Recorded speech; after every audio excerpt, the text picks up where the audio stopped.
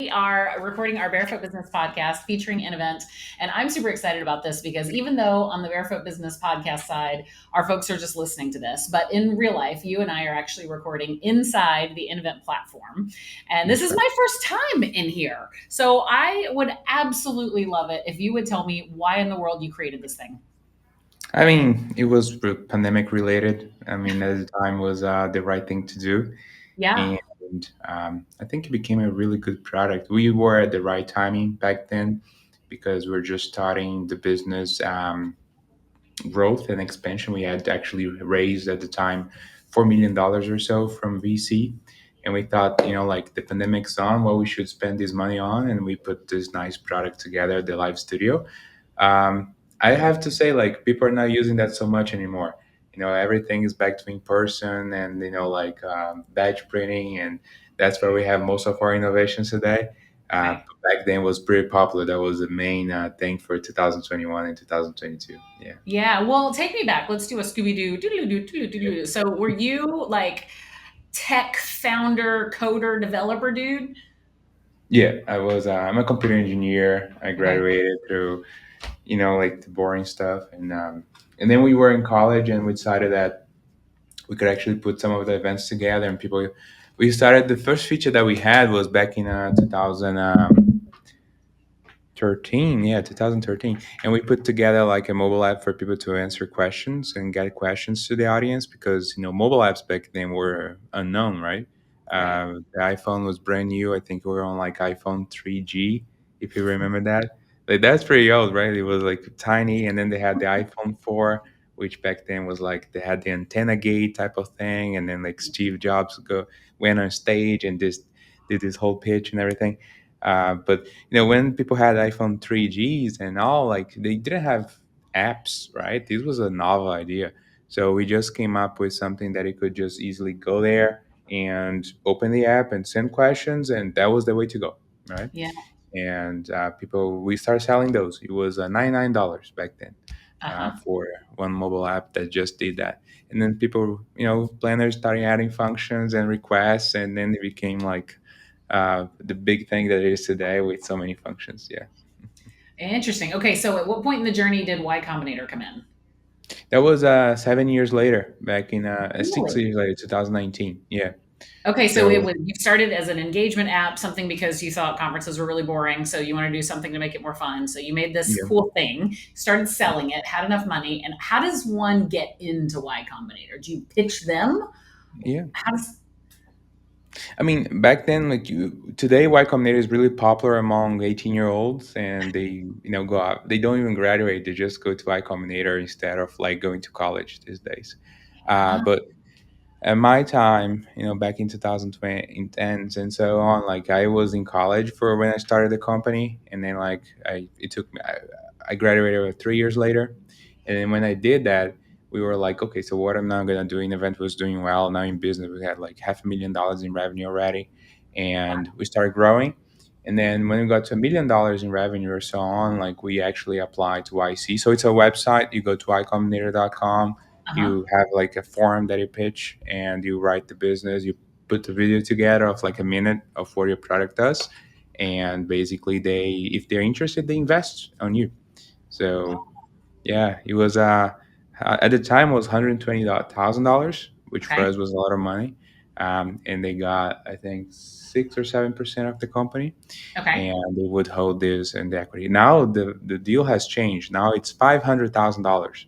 So they have In 4x revenue or they the invest amount that? they invest at. Yeah, Oh so they wow. invest $500,000 for the same 7%. So it has increased the amount, as I think inflation is coming everywhere, including the investment, amount. So that's good. That's incredible. But it's a full incubator program where you come in, kind of incubator, accelerator, they put you with mentors and do the whole thing. Is that how it works? That's right. That's how it works. Yeah.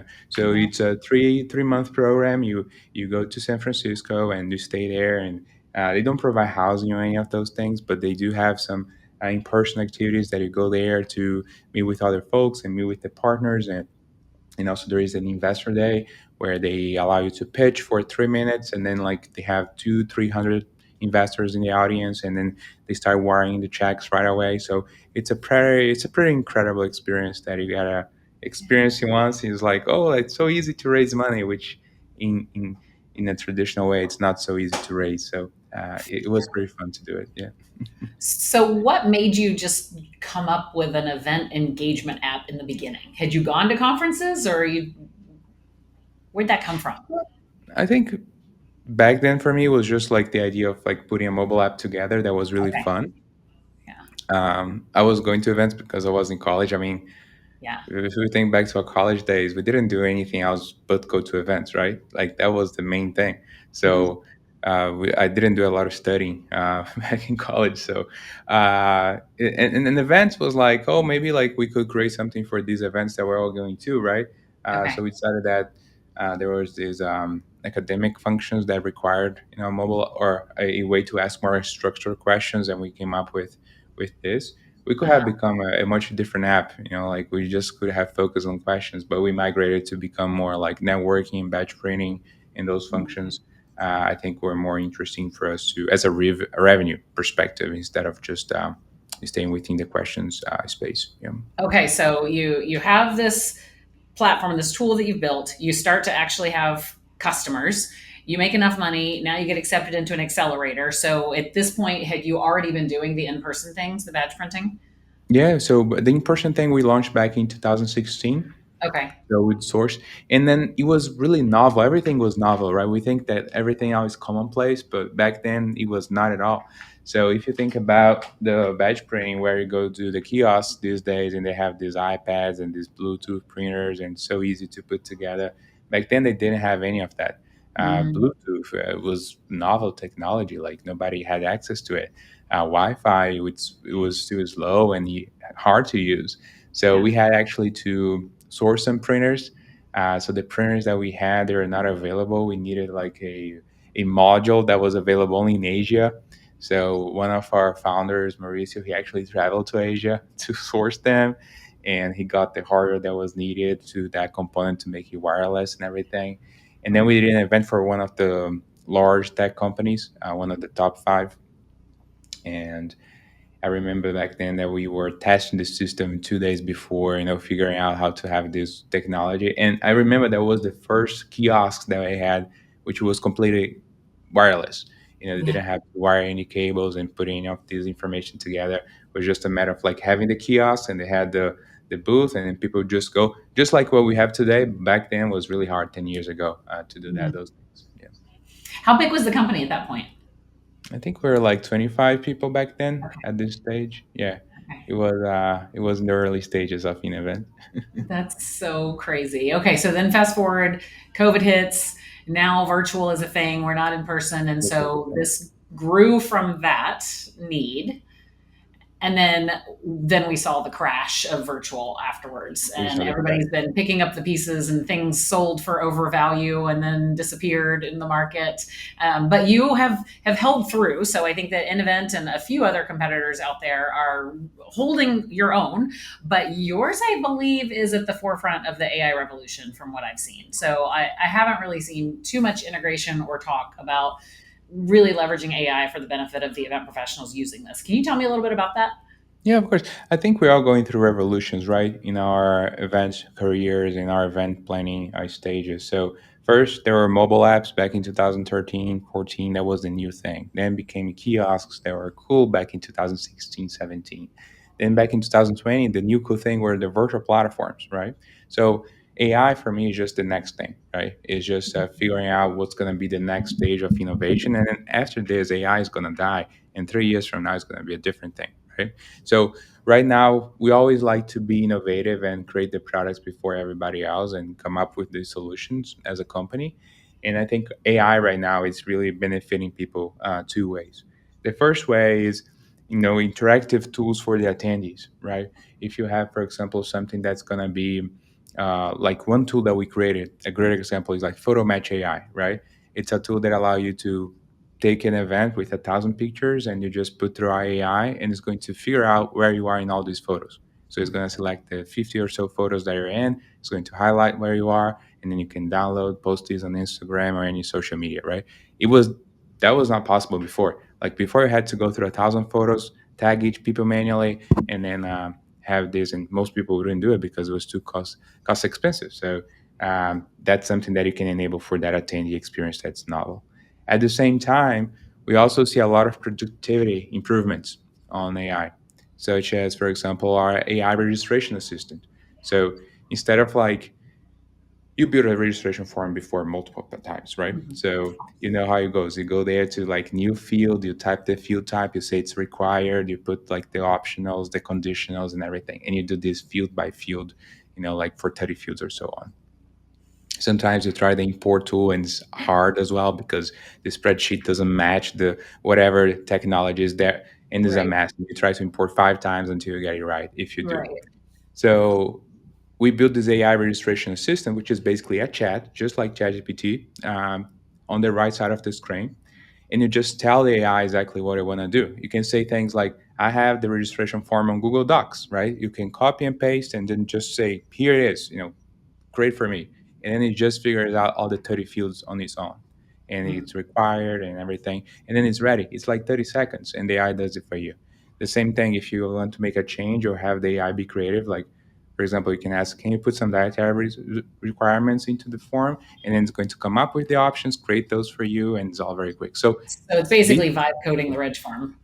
exactly. So it's like a chat type of thing, but it's really productive because if it took 20 minutes before to do something, now you're doing 30 seconds. Yeah, And it's the major accomplishment that we have with AI these days. Yeah. that's incredible. Where else have you infused AI in the process? Well, there are so many things. One that I found really cool as well is the website assistant. So Mm. you can basically take a screenshot from any other website that you like, and you just put that screenshot within Event AI, and we're basically going to create the website for you.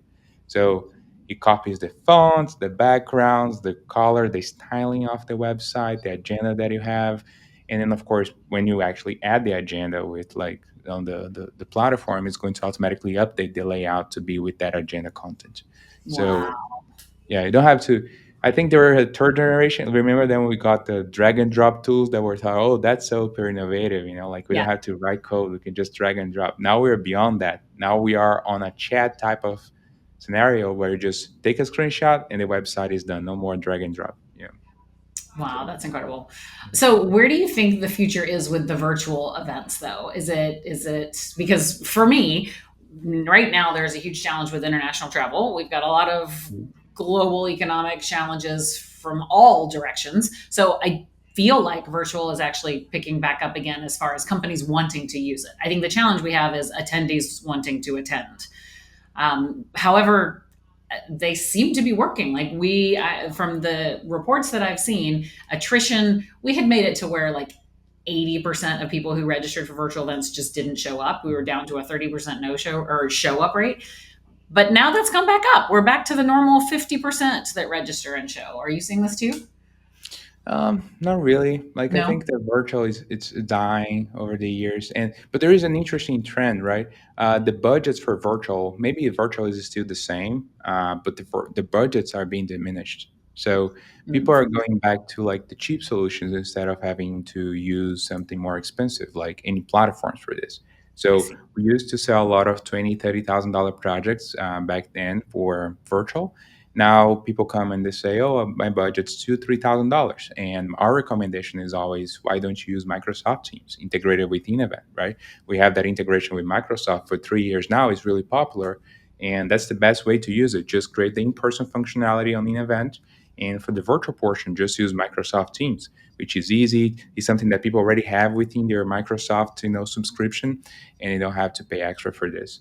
I think that's really the future. It's people are not going to pay anymore like these huge amounts for virtual meetings unless it's something truly unique. Like they're creating a big hybrid event, and this hybrid event has 12,000 people, and part of these will be attending virtually, and they want to create the same experience. Then that makes sense, right? It's a one-off thing. It's once a year, and that makes sense. But for webinars like this, where we're talking, we could have done this on Microsoft Teams. It would have Sure. been like the same, and I don't see it picking up again for the next foreseeable future. Yeah. I think that's the delineation between webinar, talking head, content creation, and virtual event. Because, at least in my mind, a virtual event is one where we're going to have breakout sessions, choices in content. Maybe there's a networking component. There's quizzes and a whole lot more interaction. And like you said, it's more of a summit type of experience, not just using really nice platforms for things that are going to become a podcast necessarily.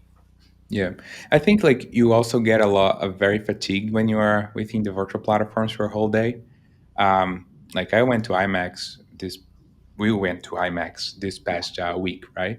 And we were there for maybe like 3 4 days. Each day we're there for 12 hours a day. Imagine being on the computer 12 hours a day, right?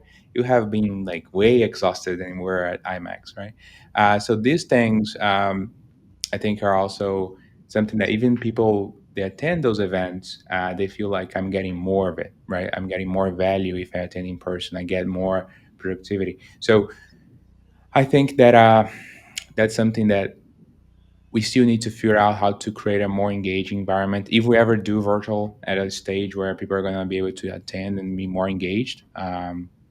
But yeah, I think in person is really where we should invest our future for it. And I think, for example, IMAX, we had a higher amount of meetings. We had 40% more meetings this year. And I think that's because the interest on in-person events is picking up. That's my thoughts. It's like people are more interested in attending those, and demand is also there for 2026. So, what's the sweet spot for in-person events and using an event as a platform? Is number of attendees, is there kind of a perfect event? Yeah, I would say that we are usually ideal for clients that they have more than one event. They can have one event a year, one conference a year, if that's a large conference. I would say if they have more than 500 people, that's already an interesting bracket. It goes from the smallest we do, if you only have one conference a year, is 500, up to sometimes we have events for, like the largest one we did this year was 23,000 people so Oh, far. okay. But in history, we've done events even larger. We had done events for 60, 70,000 people back Yeah. in 2018, 17. Wow. Um, if you have a subscription, but the ideal customer also has subscriptions, so they're doing a lot of small events. We have Right. this client, for example, the government. They use the Department of Commerce is using an event for their daily meetings that they have for trade. So whenever you go to China, you go to Japan, you go to Europe, they have these meetings that they set up on the platform. It's available, and they all use an event for this. So it's a Mm. great way to have daily meetings. They host over 1,000 meetings a year, and they all use the platform for that. So customers that have recurrent meetings are also a great fit for the company. Yeah. So, when you started this, you were attending events in college. Now that you've been in it for a few years, what's the most frustrating part of this industry for you? Well, at least for me, it was understanding the how tiny details matter a lot, way more than average compared to other industries. Um, this for me was something that was very hard to deal with because some of these tiny changes they cost a lot of money to do it, right? They need Mhm. to be done immediately, and they need to be done in a certain way that the client wants. And that became an issue where if we haven't been able to do it very quickly, we would lose an entire account just because of those tiny details. It can Right. be sometimes the interface, how the software is done, or a specific delivery date that was missed or something's delayed. Like those things impact the event heavily. So it was a process that we tried many things to solve this problem. It's like, should we reject these clients? Should we be more clear that we don't do those things? And the best way that we found to adapt to those situations is just being pricing this into the product, right? Mhm. We have a very low success rate with clients that were paying maybe $2,000, $3,000 a year, right? We had really bad experiences. So today, if we go to a client and they have a conference for 5,000 people, we give them a quote for 30, 40, $50,000. And some of them, they may say, I don't have the budget, right? It's going to be, I have only five, seven, $10,000. We'd rather not work with them at this point and wait until we're actually in a good, stage where we can actually deliver this successfully, because we know there are going to be changes, urgent changes, and we know they are going to require a lot of customer support. Yeah. and we're not going to do it for that amount of money, right? So we need to actually be able to price this correctly, Mhm. to support the client on all their unexpected requests, because those are going to come, right? You don't Oh, yeah. disclose everything in the sales calls. You actually disclose some things, like sometimes it's right before the event, sometimes it's during the implementation phase, and those have to be either priced out or already be in a budget bracket that we know that you can afford those changes without breaking the event. Yeah. Yeah. Do you have a lot of those customization requests that come in after the fact? Every single client. We Everyone. That's what I used to say when I was at Dell. Yeah. I'd be like, we would never just buy something off the shelf and be happy with it. We would like go buy a red chair and cut the legs off 2 inches and paint it blue just because we wanted to make it ours. Exactly. Yeah. And I think, in the end, we see all these posts on LinkedIn, right? Oh, like the pricing for event platforms is hard to understand, right?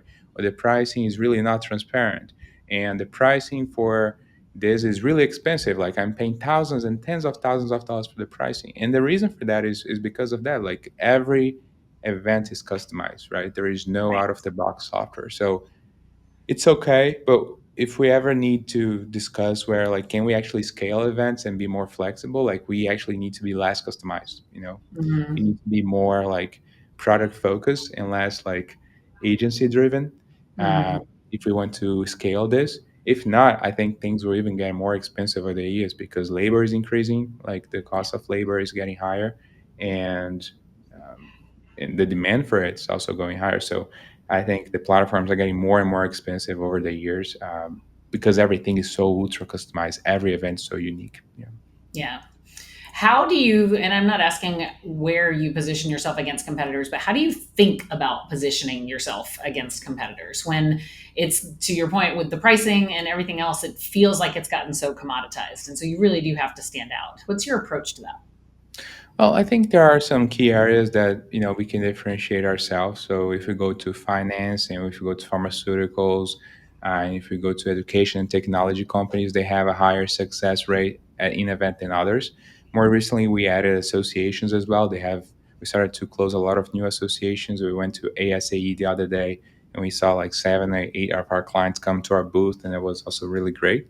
Mm, Um, I think what really differentiates a company from the other is how how much effort they can put into customizing and pay attention to the customer, right? mhm, I think most companies that want to be successful in events, they have to focus on the client, understand their own requirements. It's not about what you have, it's about what you can do for them, right? It mhm, doesn't matter that you have 300 functions on your app.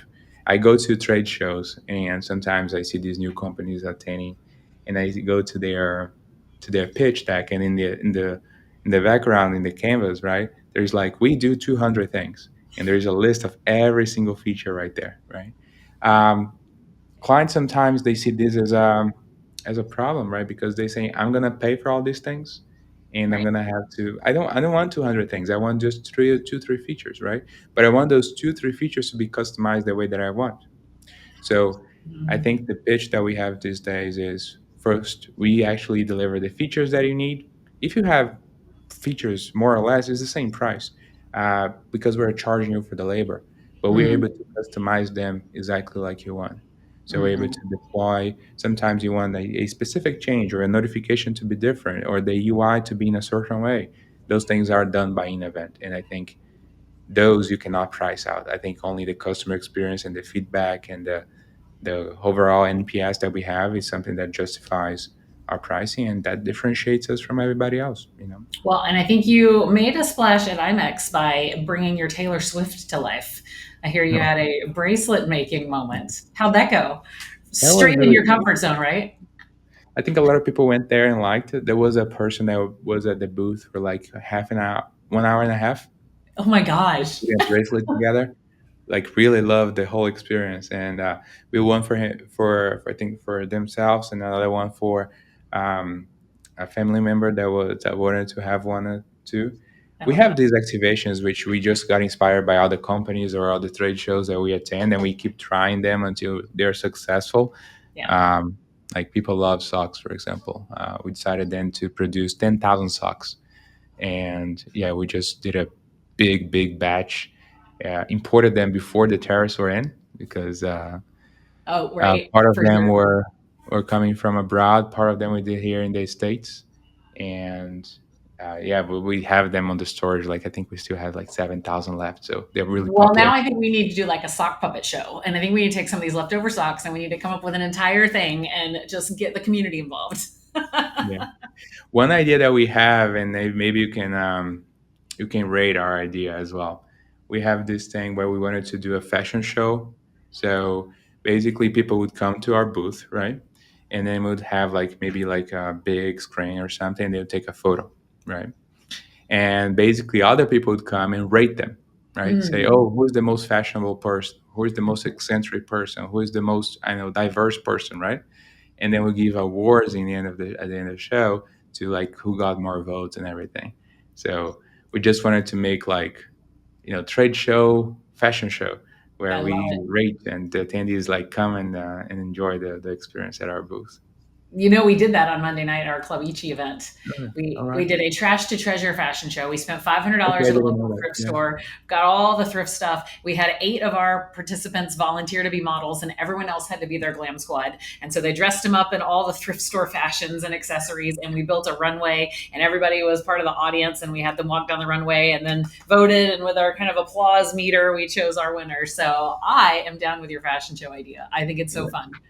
Yeah, that probably is a good idea. Yeah, I didn't know they did that. So probably something good that we could try next event. Yeah, Yeah, absolutely. And your team came and hung out with us on our Tuesday night event at our epic pickle party. So we had pickle flavored everything and on the pickleball court, and we were able to put your sign on the pickleball court. It was our first time actually getting vinyls printed out, so we have pictures of the team with the InEvent sign. And Sayo brought his very own pickleball paddle. It was fantastic. yeah, that was good. I mean, the event is it's really unique. Like I don't know any other memberships or communities that do something like what Club Ichi is doing right now, where you do have something that's really immersive. Usually, you have communities that they go and they have a party for 2 3 hours, and then people go to their own hotels and everything.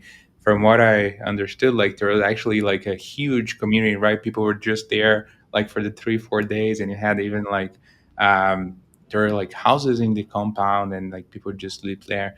Like that's really amazing. Like that's a real community, like people really being together and everything. So It is. It was wild. Fun fact: we found out after we were there because the place had 3 houses, 2 swimming pools, a hot tub, and a pickleball court. It was like legit a compound. And yeah, some yeah, of the folks were staying with us instead of staying at a hotel in Vegas because, first of all, it's way more fun, and second, we have coffee and those hotels don't. But somebody looked it up and found out that for a short period of time, the place was actually a nudist camp. yeah. Oh wow, okay, Perfect. that's great. Great to know.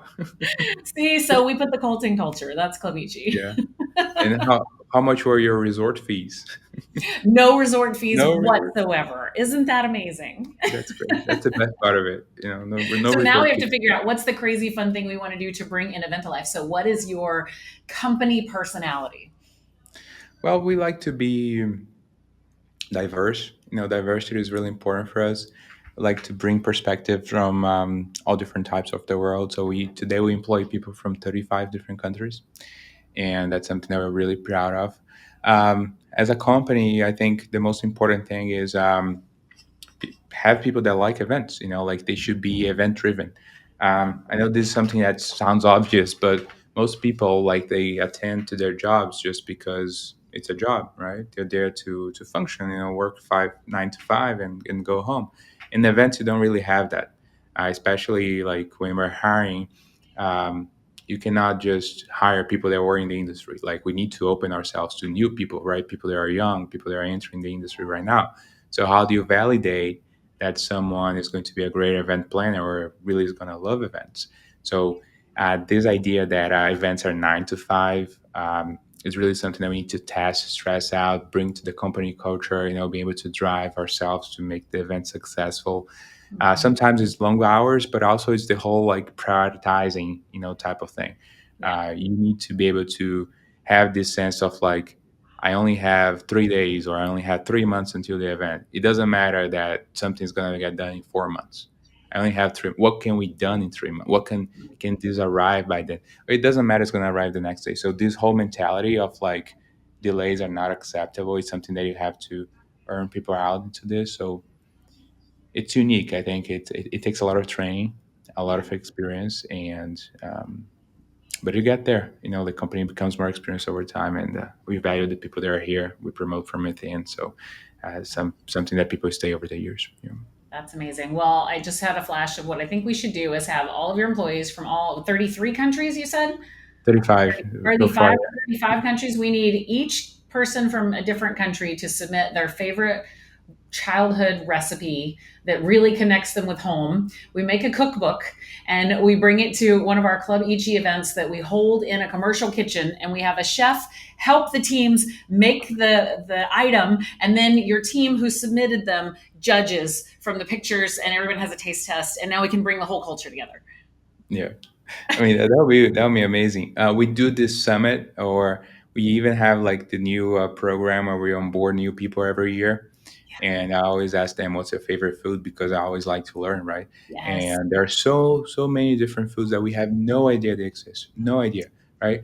And I've done this now for like 5 6 years, and every year I get surprised by, oh, like that's something new. I didn't know that they had this food in this country, Yeah. and it's really popular there, and they love it, and it's truly unique source. And so yeah. I love it. I mean, food connects us. And I think that's my favorite thing. When we get a group together, the first thing we love to do for our spontaneous think tanks is a family style dinner, because I think that connecting over food and breaking bread together is really how you break down the walls and put people in these small groups, even if they're in a bigger environment, so that they feel like they can connect. And food connects us all, whether it's things you like or things you don't like. It still Yeah. connects us. I hate salmon. I don't know why. Looks delicious, smells Yeah. okay, tastes terrible to me. But when I Yeah. find my other salmon hating people, man, we're in it together. We hosted dinner at IMAX, the day before Monday. It was really successful. We had like 17 people attending, and the feedback was great. But one thing that we had from that specific dinner is we had part of the experience. We had some games that we were playing together, and Mhm. one of the games was like there was like a hat, and then you had some questions within, and you just picked ones and you discussed with the group, right?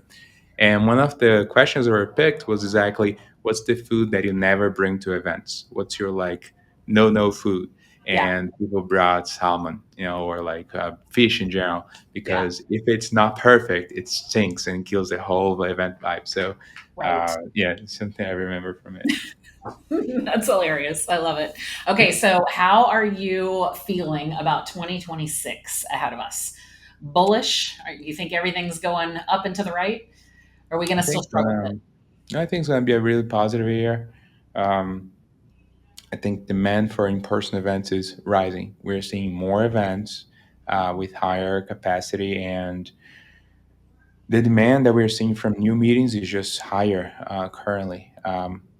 Of course, that I don't know if that's because we're becoming more experienced and well known, or it's just because of the demand. But talking to other companies as well in the space, I see that everybody's getting more meetings. They're attending to more events, and demand is right there. Right, Um, what I think so far that's happening with the world is, it's like companies, they need to drive revenue up, right? And right, usually what they did in the past is that they spend all their money on ads or activations and everything, and then they found that those activations or ad spending is not being correlated anymore to additional revenue. So it's right. becoming harder because AI is destroying everything when it comes to Google search and Bing and all those software platforms. Right. And So zero they're click not able. marketing at this point. Yeah. Can't Exactly. So attribute it like we marketing, used to. digital marketing has become more diffuse, right? You have no idea how to source and track it anymore. So what brands are doing is that they're shifting to something that they have more control, such as events. Because events, they're really specific. You have the person from you, you can scan them, you can put a name into them, they can become a lead later in the sales process. So I think they're shifting more towards that, especially if it's non-consumer brands, something more enterprise or B2B. You definitely have more control over that. So we have a lot of clients that are saying, we used to have a small conference, now we want to do a big conference, or we didn't do events at all, but now we want to do events, or we didn't have any employee summits, but now we want to do employee summits. So I think they're spending more money on this. They are shifting their budgets more towards events, and I think it's good. It's great for us. More demand, more business, right? That's fantastic. And I think that this is kind of a call to arms for the event professionals to elevate themselves out of the logistics and into the marketing and business strategy behind events. And I've kind of been saying a lot lately, we need to move our conversation from BEO to MQL. And it doesn't mean we're going to stop looking at the banquet event orders or stop making sure that the logistics are perfect, but we have to tie it to the business. And because digital marketing has taken such a nosedive in being able to do attribution tracking, I think that we have this beautiful opportunity to really tie events to business in a way that we've never done it before. That's right. Yeah, I think it's the only way. It's really hard though to learn those things. I don't think it's something that I think it's not only that's hard. I think sometimes there is no interest to learn those things. I think we prefer to stay within logistics because that's more on day to day where we really like to do it. Like we rather spend time on catering and you know going through the hotel experience, how visiting the locations instead of like figuring out how to scale advertising to drive more ticket sales. Right. Mhm. This is the boring stuff, like of how to drive that. So but I think that's the only way to go. I think the people that do it, they'll have a benefit. They'll have a differentiated offering that others don't, and they'll probably get better jobs or even like better positioning in the market. Yeah. Yeah, agreed. Pedro, this conversation has been so fun. How can people find you and reach out to you? Yeah. Always follow me on LinkedIn. I post it there weekly, new thoughts, ideas, and something that you can always correlate to. I believe. Um, and if you ever need an event company, an event agency to help you with your event, go to inevent.com or reach out to me, and we're going to do some business together. Yeah. That's amazing. And where are you from originally? I'm actually have two citizenships. I'm actually from Portugal and Brazil. Yes. Okay. So, So then give me your favorite food from either or both. oh, I love so many, but the one that I really love a lot, that's really unique, is something called acarajé. Mhm. It's a rice thing that you put. It's fried. It came from Africa, right? Mhm.